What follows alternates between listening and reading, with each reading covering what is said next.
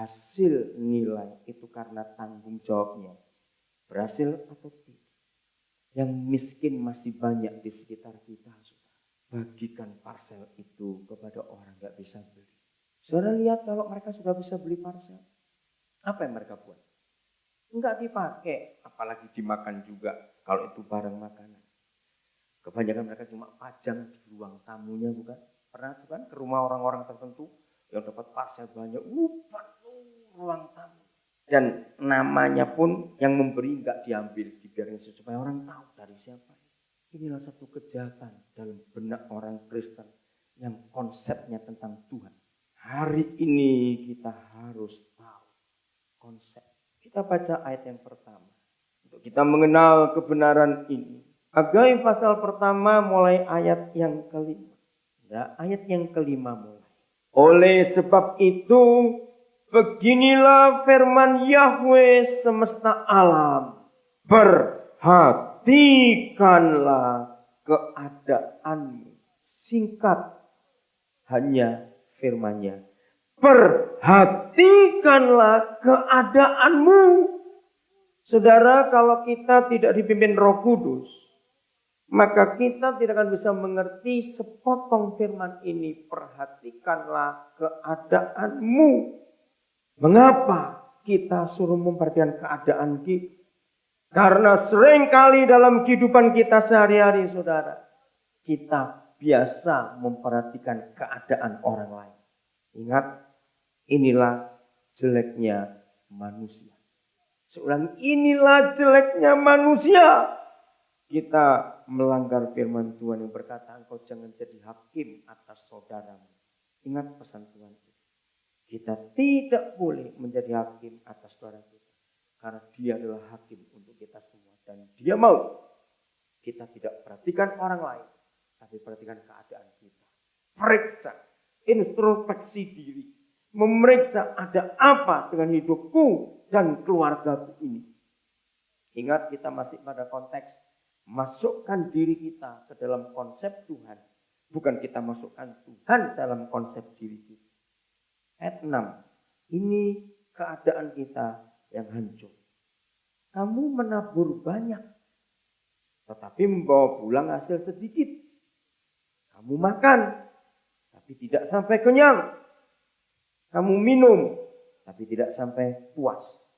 Kamu berpakaian, tetapi badanmu tidak sampai panas. Orang yang bekerja mendapat upah, ia bekerja dengan upah yang ditaruh dalam pundi-pundi yang berlubang. Beginilah firman Yahweh semesta alam. Perhatikanlah keadaan. Saudara, kalau sampai kita anak-anak Tuhan mengalami hal seperti ini, menyedihkan sekali, kerja keras, hasilnya banyak, pulang ke rumah dengan untung yang banyak. Habis, gak bisa dinikmati. Kenapa jadi begini? Perhatikanlah keadaanmu. Mengapa ini bisa terjadi dalam kehidupan kita? Lagi sekali, karena konsep Tuhan yang tidak kita bawa masuk dalam diri kita, tapi konsep kita yang bawa masuk Tuhan dalam konsep kita. Mengapa?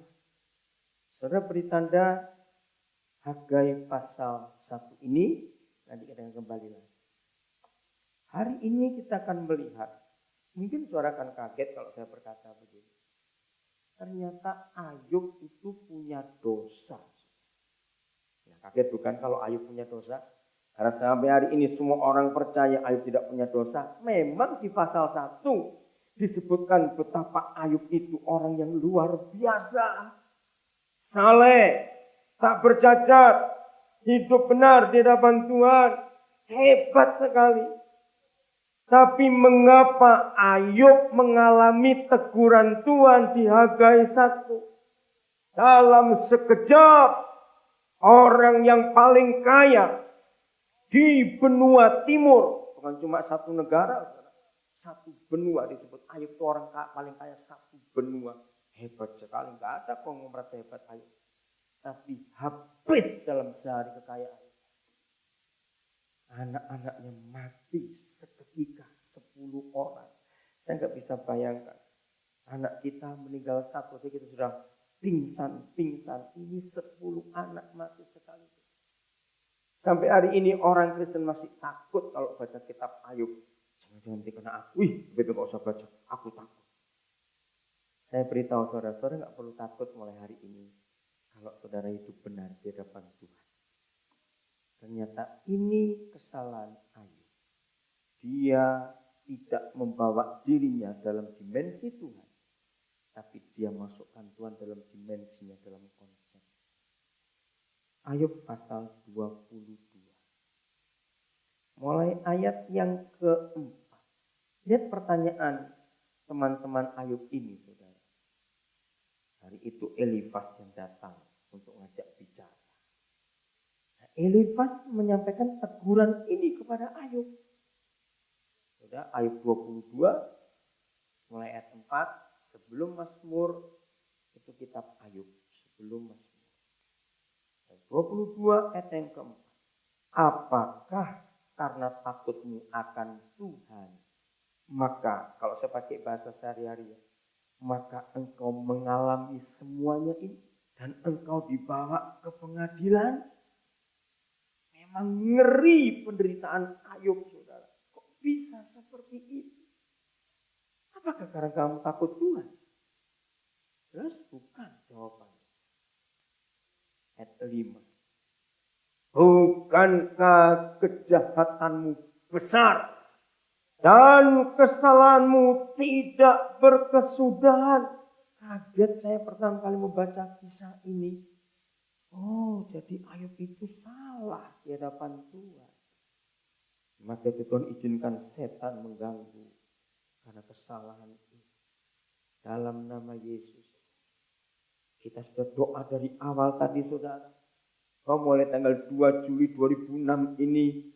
Semua kita harus masuk dalam dimensinya Tuhan. Katakan amin. Kita harus masuk dalam dimensi surgawi. Bukan dimensi kita. Kita harus masuk dalam konsep Tuhan. Bukan Tuhan masuk dalam konsep kita. Awas itu. Dan inilah konsep Tuhan. Saudara percaya ini firman Tuhan? Jangan kaget. Saudara, setiap konsep Tuhan disampaikan. Saya akan awali dulu dengan ini. Pasti akan timbul pertentangan di benak kita. Saya ulangi. Setiap kebenaran, setiap firman, setiap konsep Tuhan itu disampaikan. Maka hasilnya cuma satu, bertentangan dengan konsep. Maka itu kalau saudara mendengar firman, semuanya setuju dengan konsep kita. Itu pasti konsepsi hamba Tuhan yang setuju. Karena konsep Tuhan, bagaimanapun sederhananya konsep itu, manusia kita tetap akan melawannya. Karena bedanya, Yesaya 55 mengatakan sejauh langit dari bumi. Bedanya jalan pikiran Tuhan dan jalan pikiran kita. Bedanya setinggi langit dengan bumi. Maka itu gak pernah ketemu konsep itu. Jadi kalau orang Kristen hanya mendengar firman yang cocok dengan pendapatnya.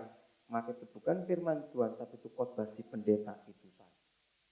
Semua konsep Tuhan pasti bertentangan dengan konsep Tuhan. Termasuk Ayub ini. Kita kaget. Ternyata dia punya salah. Gak main-main salahnya. Mulai ayat 6. Inilah daftar kesalahan Ayub. Karena dengan sewenang-wenang. Engkau menerima gadai. Dari saudara-saudaramu. Dan merampas. Pakaian orang-orang yang melarat. Orang yang kehausan. Tidak kau beri minum. Dan orang yang kelaparan.